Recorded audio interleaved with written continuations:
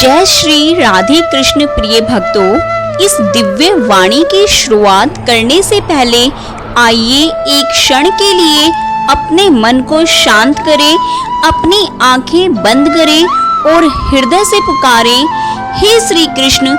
जो भी भक्त इस पावन संदेश को सुन रहे हैं, उनके जीवन में आपका प्रेम, आपकी कृपा सदैव बनी रहे। उनकी उलझनों को आप सुलझा दें और उनके रास्तों में भक्ति की रोशनी फैला दें।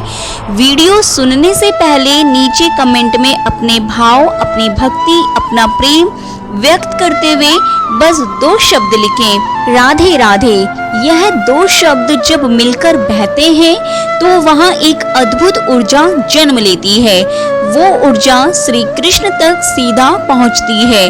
अगर आप हमारे चैनल पर राधा की आवाज पर पहली बार आए हैं तो अभी सब्सक्राइब जरूर करें, ताकि जब जब यह दिव्य वाणी हमारे माध्यम से बहे, वह सबसे पहले आपके जीवन को छू सके। घंटी का बटन दबाना ना भूलें, क्योंकि अगली बार जब कोई नया संदेश आए, आपकी आत्मा उसे तुरंत पहचान ले। जय श्री कृष्ण। कभी कभी लगता है ना, जैसे जिंदगी हाथ से फिसल रही हो, जैसे सब कुछ करने के बाद भी कुछ अधूरा सा रह गया हो और मन बेचैन होता है, दिल उदास रहता है और एक गहरा खालीपन महसूस होता है। ऐसे में कहीं दूर से एक आवाज आती है, मैं हूं ना, तू अकेला नहीं है। वो आवाज और किसी की नहीं, स्वयं भगवान श्री कृष्ण की होती है। हम सबके जीवन में एक ऐसा मोड़ जरूर आता है जब हमें समझ नहीं आता कि क्या सही है और क्या गलत, कौन अपना है कौन पराया, किस राह पर चले, क्या फैसला ले। ऐसे ही एक क्षण में अर्जुन भी खड़ा था युद्ध भूमि में, लेकिन मन की लड़ाई उससे बड़ी थी। उसके सामने अपने भाई खड़े थे, अपने गुरु, रिश्तेदार, और उन्हीं पर धनुष उठाना था। वो कांप रहा था, आंखों में आंसू बह रहे थे, शरीर से शक्ति चली गई थी। और तब श्री कृष्ण ने उसे देखा और शांत स्वर में कहा, तू उन बातों पर शोक कर रहा है जिनके लिए शोक करना उचित नहीं है। वो वाक्य केवल अर्जुन के लिए नहीं थे, वो हमारे लिए थे, आपके लिए, मेरे लिए, हर उस इंसान के लिए जो जिंदगी में किसी न किसी मोड़ पर टूट जाता है, बिखर जाता है। यहीं से गीता की पहली अमर प्रेरणा शुरू होती है, जो नश्वर है उसके लिए दुखी मत हो, जो अमर है वही तू है। श्री कृष्ण कहते हैं, तू शरीर नहीं है, तू आत्मा है और आत्मा कभी नष्ट नहीं होती। आज जो कुछ भी आपने खोया है, पैसा, नाम, संबंध, सम्मान, वह सब शरीर से जुड़ी चीजें हैं, लेकिन जो आपका सत्य है वह कभी नहीं मरता। एक बार एक युवक मेरे पास आया, बहुत दुखी था, उसकी नौकरी चली गई थी, प्रेमिका उसे छोड़ चुकी थी और वह पूरी तरह से टूट चुका था। उसने कहा, अब जीने का कोई कारण नहीं बचा। मैंने उससे पूछा, तुम अब भी सांस ले रहे हो ना? वो बोला, हाँ। मैंने कहा, तो फिर सब खत्म नहीं हुआ। भगवान श्री कृष्ण भी यही कहते हैं, तू जिंदा है, इसका मतलब यह ही है कि तू अभी भी यात्रा पर है। तू अब भी कर्म कर सकता है। जिसे आपने खोया है वो अगर वास्तव में आपका था तो वह कभी जाएगा नहीं, और जो गया है वो शायद आपके रास्ते से हटाया गया है ताकि आप आगे बढ़ सको। हम लोग अक्सर चीजों से जुड़ जाते हैं, एक रिश्ता, एक नौकरी, एक पहचान, और जब वह हमसे छिनती है तो लगता है सब कुछ खत्म हो गया। लेकिन श्री कृष्ण कहते हैं, यह सब कुछ क्षणिक है। तू अपने सच्चे रूप को पहचान, जो आत्मा है, जो अनंत है। जीवन का हर दुख, हर पीड़ा इसी भूल से आती है कि हम खुद को इस शरीर और उसकी चीजों से जोड़ लेते हैं। फिर अर्जुन डरते हुए पूछता है, अगर मैं लड़ते हुए हार गया तो क्या? तब भी कृष्ण मुस्कुराते हैं और कहते हैं, तेरा कर्म करने में अधिकार है, फल में नहीं। यह गीता की दूसरी अमर प्रेरणा है। कर्म कर, लेकिन फल की चिंता मत कर। आज हम जो भी करते हैं उसके पीछे कोई अपेक्षा होती है। अगर हम प्यार करते हैं तो बदले में प्यार की उम्मीद रखते हैं। अगर मेहनत करते हैं तो सफलता की चाह रखते हैं, और जब वैसा नहीं होता तो टूट जाते हैं। श्री कृष्ण हमें सिखाते हैं, तू सिर्फ अपना कर्तव्य निभा, सफलता असफलता मेरी चिंता है। एक गरीब किसान को देखो, वो खेत में बीज बोता है। वो जानता है कि बारिश होगी या नहीं, यह उसके हाथ में नहीं। फिर भी वह हर साल मेहनत करता है, क्योंकि वो अपने हिस्से का कर्म जानता है। फल किसे देना है, यह ऊपर वाले का काम है। मैंने एक बार एक स्कूल टीचर से पूछा, आप इतने सालों से पढ़ा रहे हैं बिना ज्यादा पैसे, बिना किसी सम्मान के, क्यों? उन्होंने यही जवाब दिया इसका कि यह मेरा धर्म है। हर बच्चा जो मेरी क्लास में आता है वह मेरे लिए एक बीज है। मुझे नहीं पता कि वह पेड़ बनेगा या नहीं, लेकिन मैं उसे पानी जरूर दूंगा। वो श्री कृष्ण की राह पर है।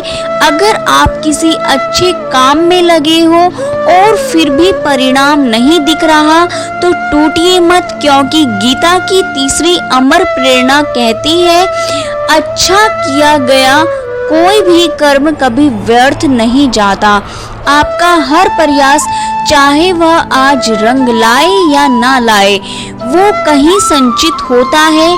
जैसे नदी की हर बूंद मिलकर सागर बनती है, वैसे ही आपके हर छोटे प्रयास एक बड़े बदलाव की नींव रखते हैं। मेरे एक मित्र ने कई बार प्रतियोगी परीक्षा दी, लेकिन हर बार असफल हुआ।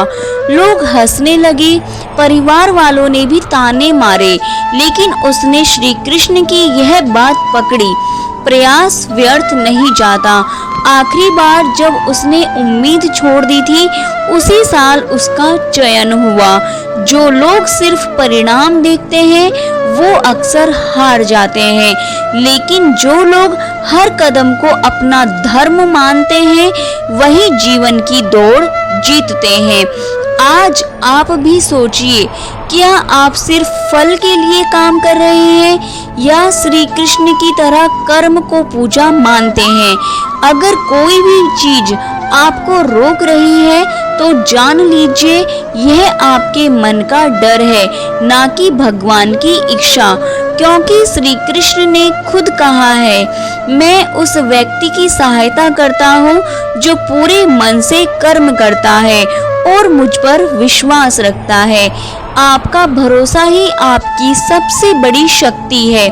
कभी कभी हमें लगता है कि हम अकेले हैं, सब कुछ हमारे ही ऊपर है, लेकिन याद रखिए, जब अर्जुन हिम्मत हार बैठा था तो भगवान खुद उसके सारथी बनकर उसके साथ खड़े हुए थे। वो रथ के आगे नहीं पीछे खड़े थे, लेकिन उसकी सारी दिशा भगवान के हाथ में थी। आज अगर आप भी थके हुए हैं, डर से कांप रहे हैं, आगे का रास्ता नहीं दिख रहा, तो बस आंखें बंद कीजिए और मन में एक बार कहिए, जय श्री कृष्ण। आप देखेंगे वो चुपचाप आपके रथ की लगाम थाम लेंगे। श्री कृष्ण ने अर्जुन से कहा था, तू अपने स्वभाव के अनुरूप कर्म करेगा ही, पर उसे मोह भय या भ्रम से मत बांध। कितनी बार ऐसा हुआ है कि हमें कोई बात करनी होती है, कोई निर्णय लेना होता है, लेकिन हम रुक जाते हैं, डर से, असुरक्षा से, या फिर लोग क्या कहेंगे इस सोच से। हमारे भीतर एक आवाज कहती है, तू यह कर सकता है, लेकिन हमारे बाहर की दुनिया कहती है शायद यह गलत है या तू असफल हो जाएगा। श्री कृष्ण इसी झिझक को तोड़ते हैं। वो कहते हैं मोह का त्याग कर और उस राह पर चल जो तेरे स्वभाव के अनुरूप है। मान लीजिए आपके अंदर संगीत का हुनर है, लेकिन आप डॉक्टर बनने की दौड़ में लगे हैं, सिर्फ इसलिए कि सब वही कर रहे हैं जो भीतर। इससे क्या होगा? भीतर एक बेचैनी बनी ही रहेगी। भगवान श्री कृष्ण कहते हैं स्वधर्म में मरण भी श्रेयस्कर है, पर धर्म भय देने वाला है। यानी कि अपने रास्ते पर चलकर अगर गिर भी जाओ तो वह भी बेहतर है उस रास्ते से जो किसी और का है। आपको खुद से यह सवाल पूछना चाहिए, क्या मैं वह जीवन जी रहा हूँ जो मेरा है? क्या मैं बस समाज के डर से, रिश्तेदारों की बातों से या दिखावे की दौड़ में दौड़ रहा हूँ? एक बार एक लड़की मेरे पास आई। उसने इंजीनियरिंग की पढ़ाई की थी, लेकिन अंदर से वह लेखिका बनना चाहती थी। मैंने उससे पूछा, क्या तुमने कभी कुछ लिखा है? उसने कहा, हाँ, लेकिन कभी किसी को दिखाया नहीं, डर लगता है। मैंने उससे कहा, जो लिखा है वो श्री कृष्ण को समर्पित कर दो, फिर डर किस बात का? आज वो हर दिन लिखती है। उसे ना पैसे की चिंता है न नाम की, क्योंकि अब वह उस राह पर है जो उसका स्वभाव है। श्री कृष्ण की चौथी अमर प्रेरणा यही है, स्वधर्म को पहचानो और बिना डर के उस पर चलो। हर बार जब तुम डरते हो, मोह में पड़ते हो या भ्रम में फंसते हो, तब खुद से कहो, भगवान श्री कृष्ण ने कहा है डर को मत पाल, तू वही कर जो तेरा सत्य है।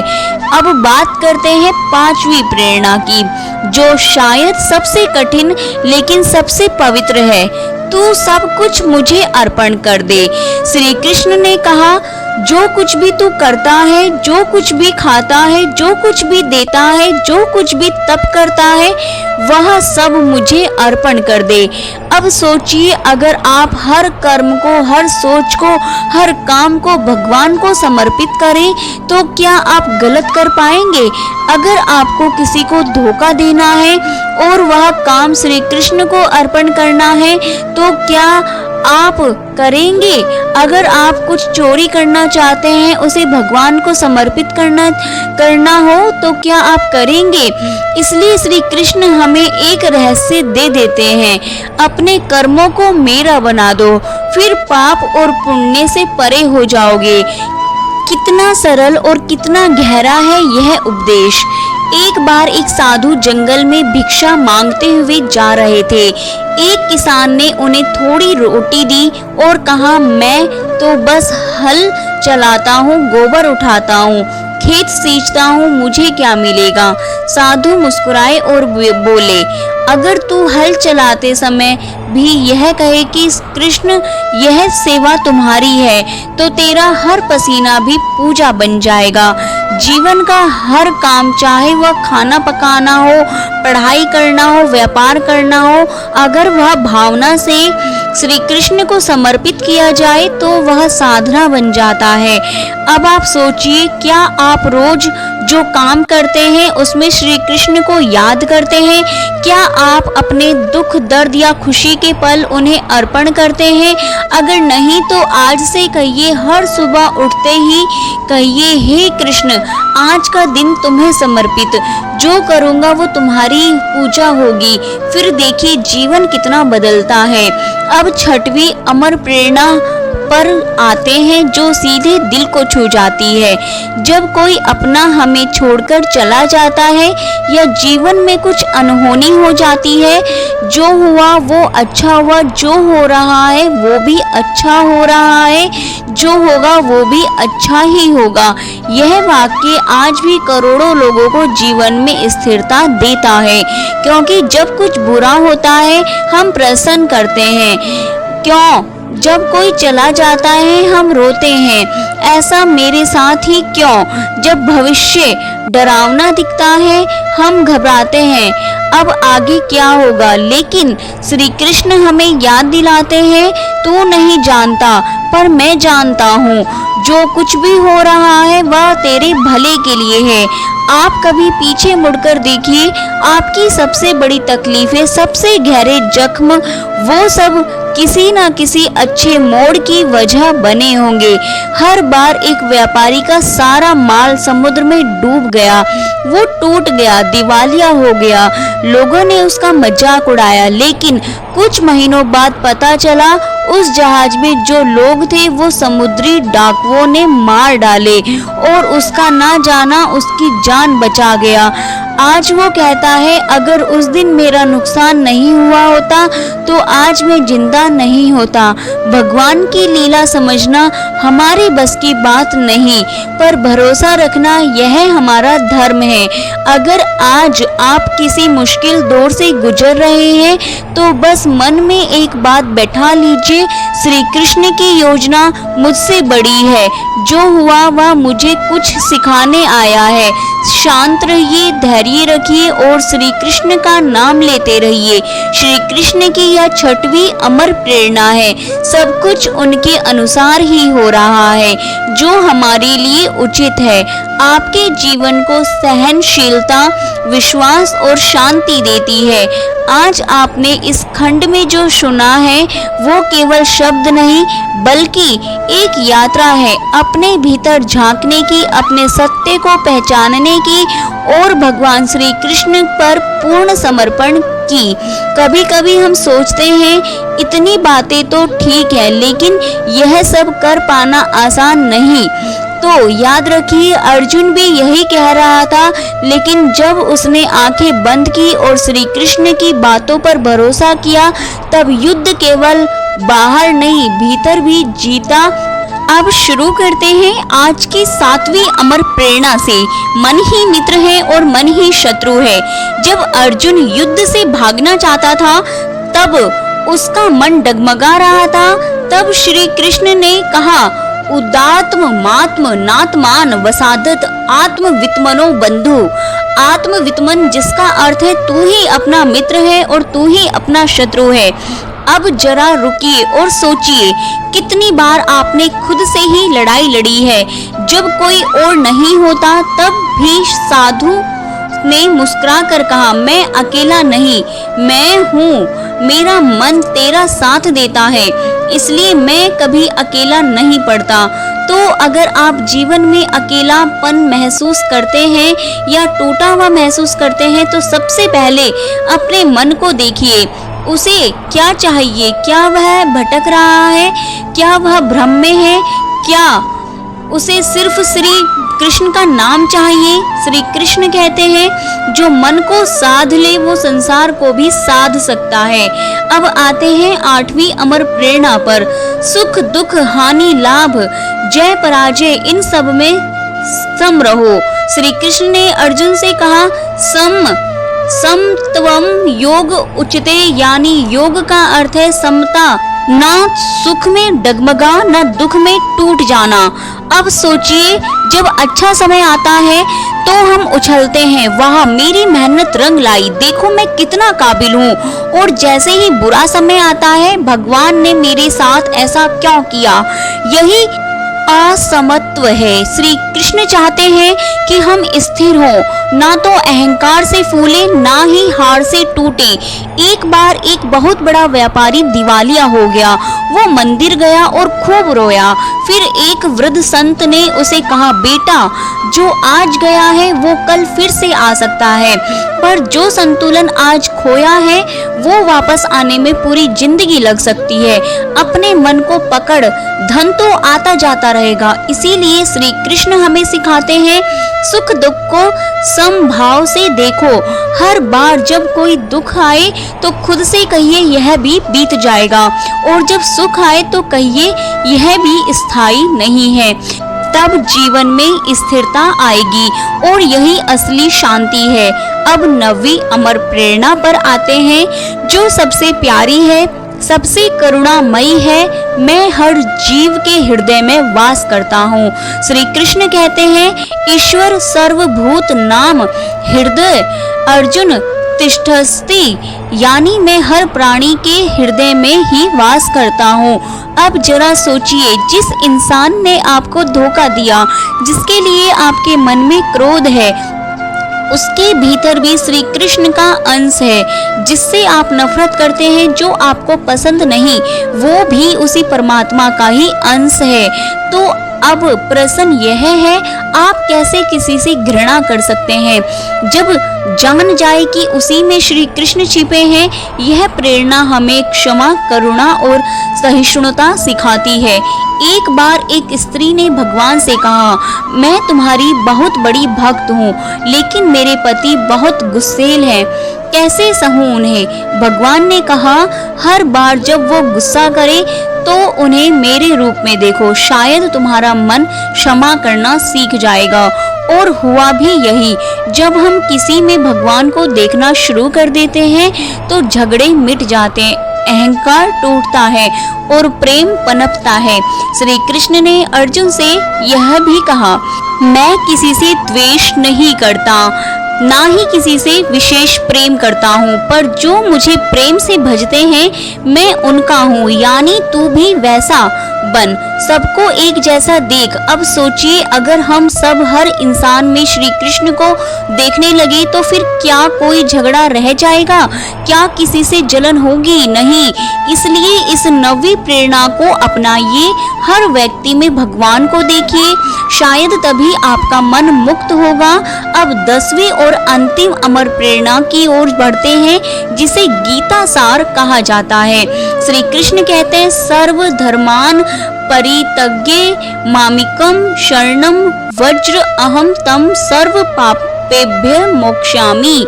माशुजा, सब धर्मों को त्याग दे और बस मेरी शरण में आ जा, तुझे हर पाप, हर चिंता, हर बंधन से मुक्त कर दूंगा, शोक मत कर। यह वाक्य जैसे एक माँ की गोद हो, जहाँ हम सब थक कर गिर सकते हैं, टूट सकते हैं और फिर भी खुद को सुरक्षित मान सकते हैं। श्री कृष्ण ने यह तब कहा जब अर्जुन के सारे तर्क खत्म हो चुके थे, जब उसका मन हार चुका था। श्री कृष्ण ने तब कहा, अब तू कुछ मत सोच, बस मुझे पकड़ ले, बाकी मैं संभाल लूंगा। हमने श्रीमद् भागवत गीता से वह 10 अमर प्रेरणाएं सीखी जो जीवन बदल सकती हैं। हर एक प्रेरणा कोई साधारण शब्द नहीं, बल्कि एक दिव्य दृष्टि है जो हमारे दुखों को तोड़कर हमें भीतर से जागृत करती है। दोस्तों, अगर आपको श्री कृष्ण जी की ये 10 अमर प्रेरणाएं पसंद आई हैं तो वीडियो को लाइक करें और इसी टाइप की प्रेरणादायक वीडियो को देखने के लिए हमारे चैनल राधा की आवाज़ को सब्सक्राइब करें और इन प्रेरणाओं को अपने जीवन में जरूर उतारें। आपका जीवन उसी दिन से बदल जाएगा।